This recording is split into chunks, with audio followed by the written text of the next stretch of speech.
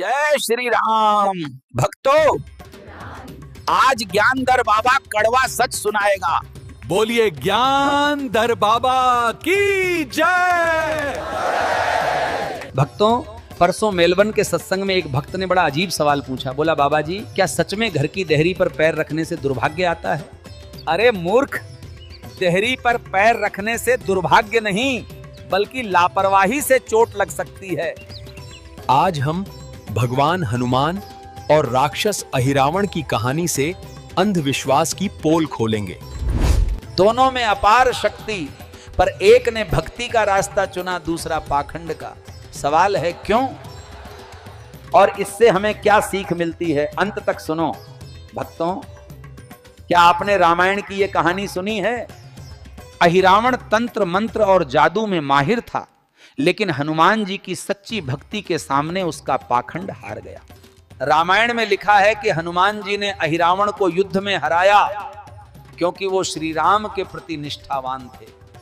अहिरावण ने तंत्र मंत्र और बलि के भरोसे अपनी शक्ति बढ़ाई, लेकिन अंत में उसका नाश हुआ।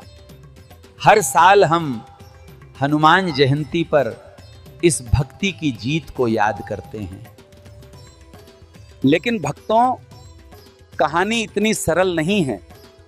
आजकल टीवी चैनल्स और सोशल मीडिया पर देखो, वो अहिरावण जैसे पात्रों को रहस्यमयी और शक्तिशाली बनाकर दिखाते हैं।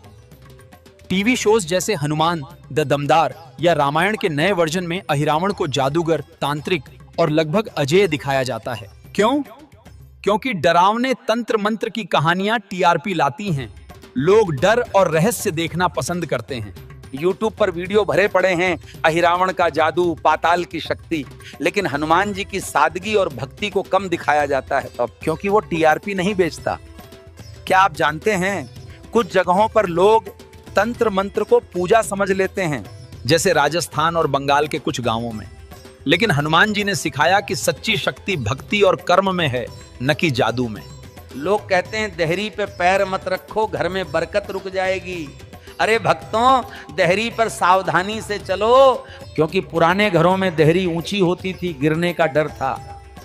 लेकिन आज भी लोग इसे अपशकुन मानते हैं, बिना सोचे समझे डरते हैं। एक भक्त ने मुझसे पूछा, बाबा जी, मैंने देहरी पर पैर रख दिया, क्या अब नुकसान होगा? मैंने कहा, बेटा, नुकसान तुम्हारी मूर्खता से होगा, देहरी से नहीं। सावधानी रखो, मेहनत करो। अब दूसरा पाखंड। भक्तों, लोग कहते हैं काम शुरू करने से पहले हनुमान चालीसा पढ़ो, हर बाधा दूर होगी। अरे, हनुमान चालीसा भक्ति के लिए है, मन को शांति देता है, लेकिन बाधाएं वो मेहनत और बुद्धि से हटती हैं। अहिरावण ने भी तंत्र मंत्र किए, लेकिन हनुमान जी ने अपनी बुद्धि और साहस से उसे हराया। एक भक्त बोला, बाबा जी, मैंने 40 दिन चालीसा पढ़ा पर नौकरी नहीं मिली।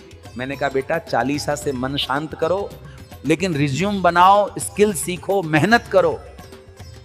कहते हैं बंदर को देखने से काम बिगड़ता है। अरे मूर्खों, बंदर तो हनुमान जी का प्रतीक है। उसे देखकर डरने की बजाय हनुमान जी की तरह साहस और भक्ति अपनाओ। सनातन धर्म का संदेश है, कर्म करो, अंधविश्वास का बोझ उतारो। टीवी के जादू टोने की कहानियों में मत फंसो, हनुमान जी की तरह सच्चाई और मेहनत पर भरोसा करो। भक्तों, भगवान को तुम्हारे डर या पाखंड की जरूरत नहीं, उन्हें तुम्हारा सच्चा मन और अच्छे कर्म चाहिए। सोचो, तुम किस रास्ते पर हो, डर और अंधविश्वास का या सत्य और भक्ति का? समाज का सबसे बड़ा पाखंड यही है बाप, कि लोग तंत्र मंत्र को भक्ति समझ लेते हैं। तुम मंदिर में घंटियां बजाते हो, लेकिन पड़ोस में कोई मुश्किल में हो तब तो उसकी मदद करो। यही हनुमान जी की सच्ची भक्ति है। याद रखो, भगवान दिखावे नहीं, तुम्हारे कर्म और नियत देखते हैं। सच्ची भक्ति वही है जो तुम्हें साहस दे, अंधविश्वास नहीं। जिस समाज में तंत्र मंत्र को महत्व दिया जाता है, वहां प्रगति रुक जाती है। सनातन धर्म का मंत्र है, समझदारी से जियो, कर्म करो और प्रेम दो। मेरी बातों को धर्म के विरोध में मत समझो, ये सत्य और जागरूकता का प्रयास है। भक्तों, सत्संग सुनो, मन में उतारो। लोग पूछते हैं भक्ति बड़ी या कर्म? हनुमान जी ने कर्म से भक्ति सिद्ध की, तुम भी करो। अगर आपको हमारा सत्संग अच्छा लगा तो लाइक करें, सब्सक्राइब करें और कमेंट में अपनी राय बताएं। राधे राधे।